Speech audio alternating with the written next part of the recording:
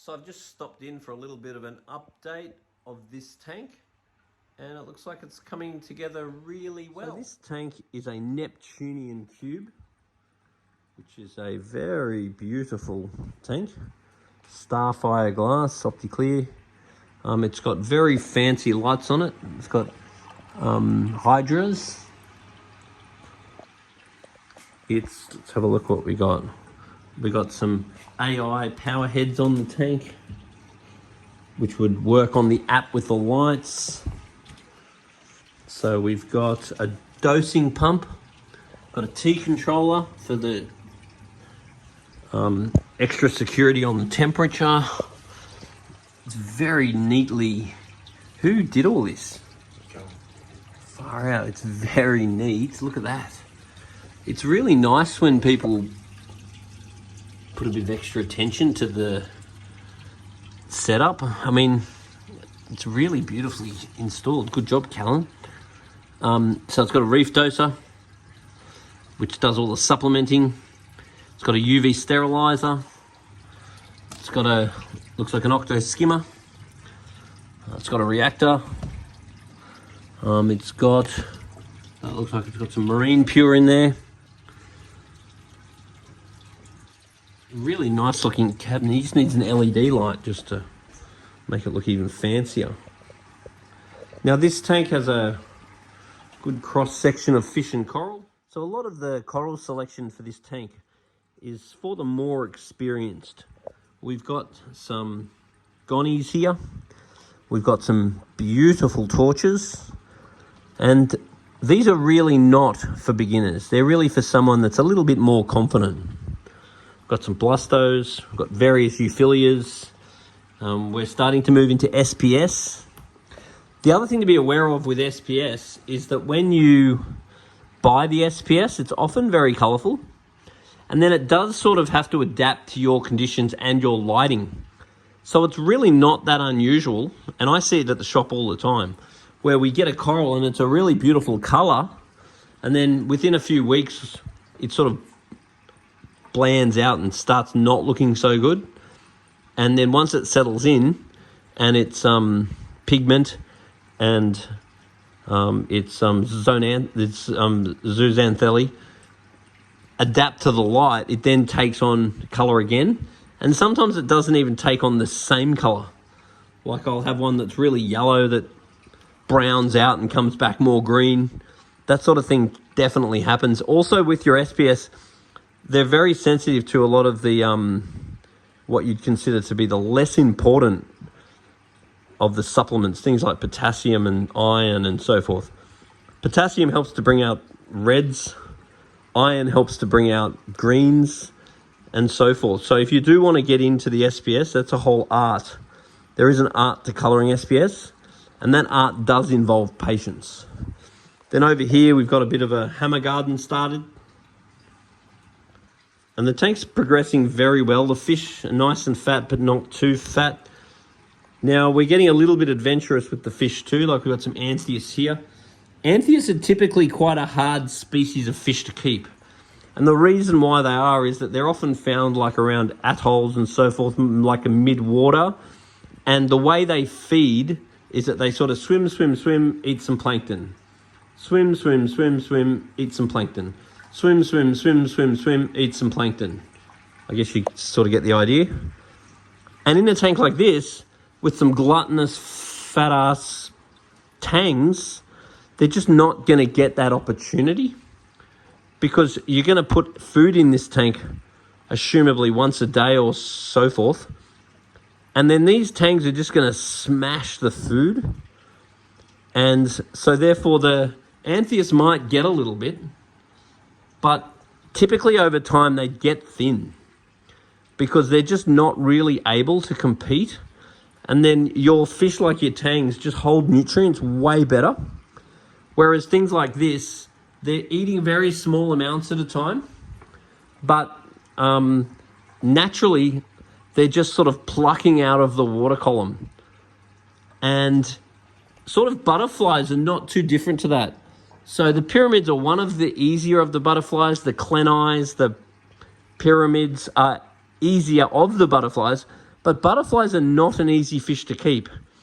And the reason why is that what they'll do is get in and around the reef, and they'll just eat little microorganisms or very specific foods.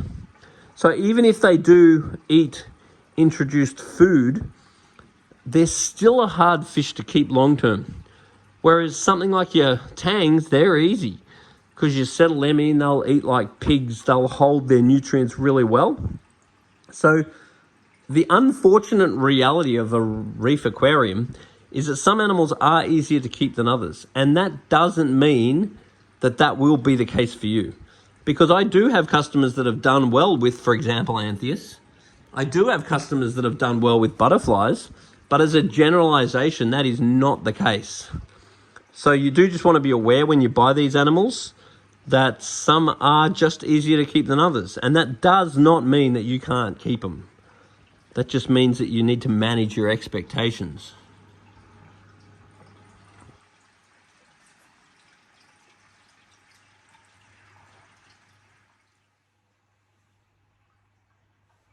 Now, with an aquarium like this, there is the factor of what you don't know that you don't know.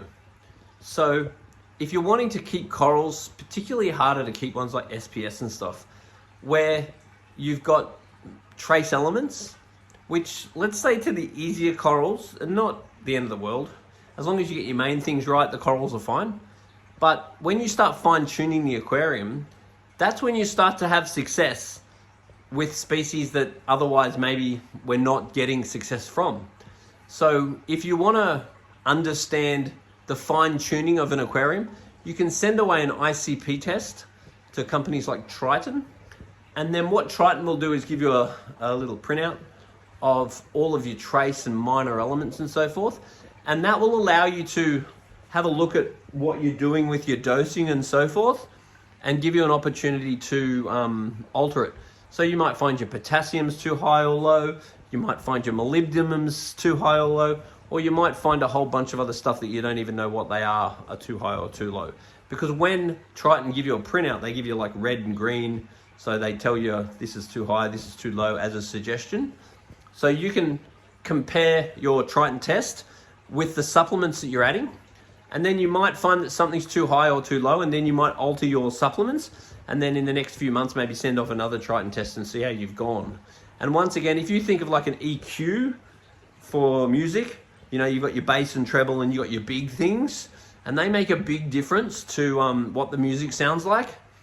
And to an aquarium, let's call that like calcium and magnesium and KH, the pH. These things make a big difference to the tank.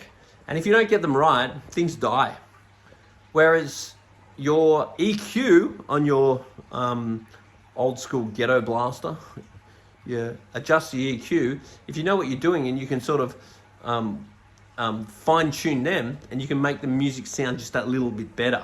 And that's the same with these tanks, is that you can fine tune these little bits, and these little fine tuning is the difference, particularly when it comes to things that are harder to keep and just tweaking your tank. It's not be all and end all, it's not the end of the world, it's not going to make or break typically, but it can make a noticeable difference over time. They're worth doing at least every now and then. Now, over here we've got a reactor. It's really important to understand what's in your reactor and how often it needs replacing. And then here we have a very typical dosing setup. Now we have some phosphate remover. I do not encourage running phosphate remover without polyfilter. Every now and then I want to put some polyfilter in just to remove any excess lanthanum. And then you've got you've got phosphate, you've got magnesium, calcium, and alkalinity. So there your bottles. There's your dosing pump, and then they go and disperse into the aquarium there. And you pretty much, there's no way I would contemplate getting a reef tank without a dosing pump. They really make an impact. Having a nice big UV is great, particularly for when you add new fish. And then having a good skimmer which is cleaned regularly is a really big point. And if you are going to run filter socks, make sure they're cleaned regularly. So the key to all this stuff is understand how it works and make sure it's cleaned on a regular basis. This tank did have a bio pellet reactor in it, but the owner did find the biopellet reactor over a period of time was a pain in the ass, which I do tend to find. I'd rather use products like this for nitrate or nitrate removing products, resins and so forth, because they're very easy, especially on a dosing pump, to alter the dose. Whereas with your biopellet reactors, they do work, but they're just a bit of a muck around. Particularly increasing or decreasing the amount of biopellets is something you just don't get around to doing. The T controller is a good idea, because what that does is you can put that in line with your heater and chiller, just to make sure they're not working against each other, or for that extra level of security if something's too high or too low. Another thing that's your friend is feeding anything like that to go down and feed your corals. But if you are going to use any of these things for feeding, it's really important that you just dispense it very, very slowly. You don't go squirt. Otherwise you'll encourage stress response instead of feeding response. So if the coral's pulling quickly, that doesn't mean they're feeding it. It means you've just freaked them out. Got a little auto top-up system there as well. Got some supplements up here that are getting fed for food, because it is really important a lot of these corals are fed. And the higher your nutrient in your tank, the less important the feeding is. The lower the nutrients in the tank, the more important the natural feeding is. And then we've got some good quality fish food here and some more coral food.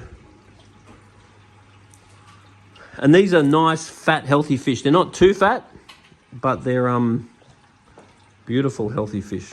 How much time a week do you spend on this tank, you reckon? 15 minutes a day. 15 minutes a day. 20 minutes a day, and then a service every second week. And that's really the key. The way that you keep a tank like this in good nick is doing small amounts regularly. Small amounts regularly is so much more efficient than banking it up and doing a big one at the end of the month. That's way more work. And how often do you gravel clean? Because you've got a bit of shit going on in the gravel. Every major clean every second week. It's looking good.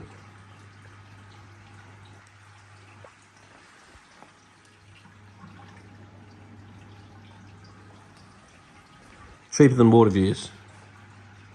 Now, when keeping fish, it is amazing how much personality some of your fish have, and how some of them you just really get to love. Like, for example, this sailfin tang there, he has a lot of personality, real friendly fish, very interactive. In this tank, there's also a pajama wrasse, which I am a very big fan of. They have a lot of personality as well.